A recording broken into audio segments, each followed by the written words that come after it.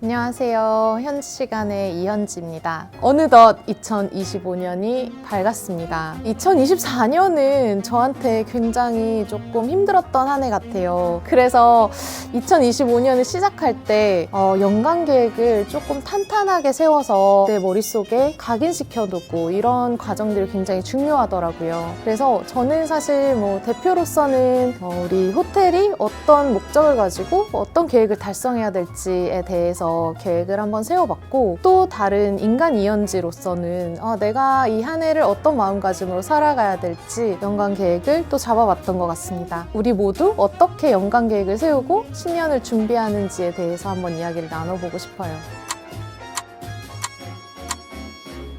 호텔 대표로서의 연간 계획은 당연히 매출 증진, 돈을 많이 벌자입니다. 2025년에 저희 계획은 크게 정량적으로 봤을 때는 현재까지 달성해 온 것보다 한 30% 정도 더 하는 게 지금 현재 목표고요. 그리고 좀 정성적인 면으로 봤을 때에는 제가 협업하는 걸 굉장히 좋아해서 여러 가지 기획들을 모색하고, 그리고 마음이 맞는 기업의 대표분들, 저희 브랜드와 좀 성향이 비슷한 브랜드를 찾아내는 도전정신, 이런 것들이 좀 필요한데, 제가 굉장히 하고 싶은 것 중에 하나가 저희 공간들이 굉장히 많거든요. 이 공간들에서 갤러리와의 협업 또는 음악 하시는 분들하고의 협업, 이런 것들을 좀 이루어내 보는 게 호텔 대표로서의 목표가 아닌가 싶습니다.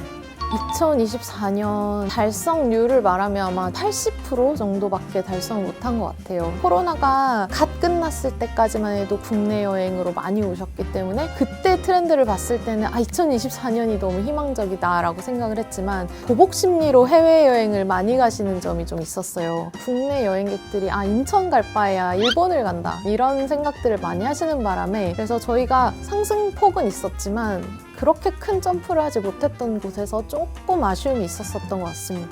제가 이제 연간 계획을 세울 때에는 여러 가지 요소들을 계획을 하는데, 그 중에 하나가 2024년 또는 2023년에 그런 퍼포먼스를 분석을 하는 게 한 축이 되는 거고, 두 번째는 이제 다가올 해의 경기 전망, 그 다음에 어떤 것들이 트렌드인지, 이런 것들을 항상 저희 팀하고 스터디를 해서 저희가 세우는 매출 목표를 어떻게 달성할 것인지를 굉장히 이렇게 체계적으로 세우려고 하는 편인데, 사실 호텔 업계에서는 무조건 물가 상승률도 있고 여러 가지 비용 상승률도 있기 때문에 보통 ADR이라고 하는 Average Daily Rate인데, 호텔 방의 객단가라고 보시면 될 것 같아요. 매출을 객실로 봤을 때 매출을 결정하는 요소는 ADR과 OCC라고 하는 Occupancy, 그러니까 점유율, 이 두 개의 밸런스가 호텔의 매출을 결정한다고 보시면 되거든요. ADR도 올리고 OCC도 올리고 하는 게 이제 가장 좋은 시나리오이겠지만, 2025년에 사실 모두들 주머니가 좀 가벼워지시고 가장 빨리 줄일 수 있는 소비는 아마 필수적이지 않은 여행 소비,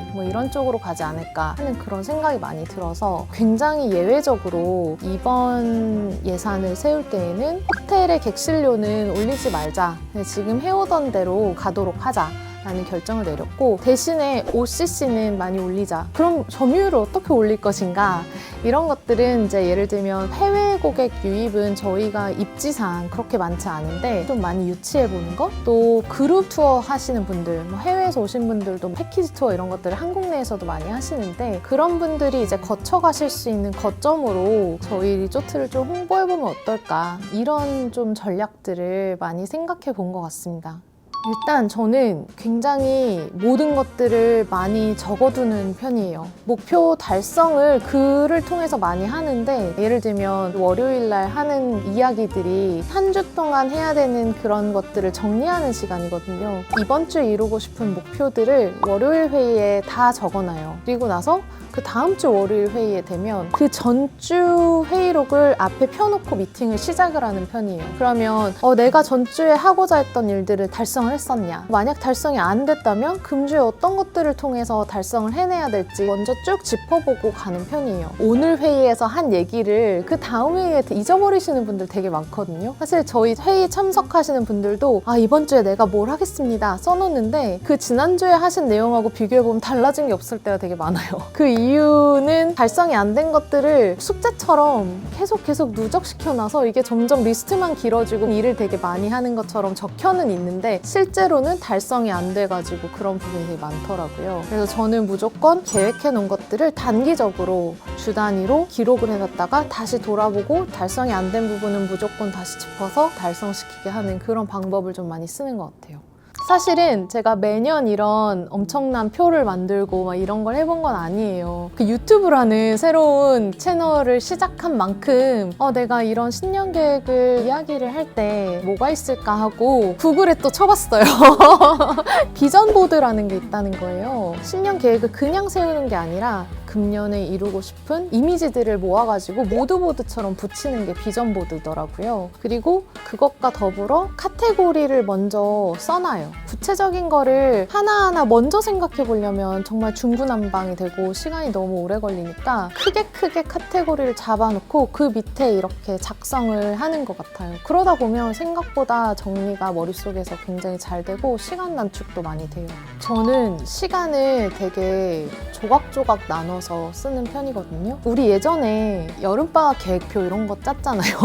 일단 크게 나눠보면 오전, 오후가 있고 그리고 그 안에서 한 2시간 또는 3시간 기준으로 모든 일정을 다 잡아놓는 편이에요. 그렇게 생각해보면 굉장히 시간 관리하기가 조금 쉬워지는 것 같은데 캘린더에 무엇을 할 것인지를 다 정해놔요. 예를 들면 정기적인 회의, 그 시간에 항상 박혀있잖아요. 그 박혀있는 것들을 다 피해서 그 중간중간을 채워넣는 편이거든요.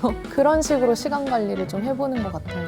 목표를 잘 달성할 수 있는 방법은 결국 계획표인 것 같아요. 나는 다이어트를 할 거야 라는 큰 틀이 있다면 다이어트를 할 거야만 가지고서는 계획 달성이 굉장히 힘들거든요. 그래서 2, 3일 단위 또는 일주일 단위로 내가 하려는 일이 구체적으로 있어야지만 이 계획이 궁극적으로 달성되는 거예요. 예를 들어 1500칼로리 이상 먹지 않기, 현실적으로 달성 가능한 목표를 해놓고 그 칼로리 표를 모든 끼니에 다 해놓고 제가 먹은 걸 다 사진으로 찍어놔요. 다이어트를 예시로 드렸지만 그런 식으로 모든 걸 하는 것 같아요. 제가 정말 파워제이이기 때문에 하고 싶었는데 못하는 게 생기면 울화가치밀거든요. 뭐 아이들을 기를 때 아이들이 갑자기 아플 수도 있잖아요. 그러면은 내가 세워놨던 하루 이틀의 계획이 다 캔슬될 때가 있어요. 그러면 다시 차라리 계획을 세워요. 내가 하고 싶은 거를 꼭 우선순위로 잡은 계획을 다시 세워가지고 무조건 그거는 꼭 실천하고 가요. 예를 들면 송년회가 많은 시즌에는 내가 하고 싶었던 운동 이런 것들을 못할 때가 있는데 그러면 몸이 너무 찌뿌둥하고 오히려 무기력해지고 이럴 때가 있어서 만약 정 안 될 때에는 새벽 일찍이라든가 밤 아주 늦게 막 11시 막 이럴 때 30분, 40분이라도 뭔가를 하고 자면 제2의 마음이 좀 편해지더라고요. 거기에 더불어서 성취감이 생기면 무조건 계획 세운 거는 하는 사람이다. 그런 자존감이 높아지는 것 같아요. 취미생활이 됐든 아니면 아이와 함께 하는 시간이든 일적인 거든 모든 거를 제가 계획서라는 파이 안에 조각으로 이렇게 항상 넣어놓는 이유가 일하는 심정으로 하는 것 같아요. 내 개인적인 거라고 생각하면 안 해요. 이게 우선순위가 아니라서 이걸 제쳐놓는다는 말이거든요. 저는 무조건 개인적인 거, 일적인 걸 캘린더에 다 넣어놔서 제 구글 캘린더를 보시면 아마 놀라실 거예요. 빼곡해요. 근데 그게 제가 너무 바쁜 사람이라 그런 게 아니라 모든 걸 그냥 다 적어놓고 일정의 한 부분으로 다 세워놓기 때문에 그런 거거든요. 저도 어떨 때는 막 한 달하고 말고 하루하고 말고 했는데 작심 3일을 계속 반복하면 되더라고요.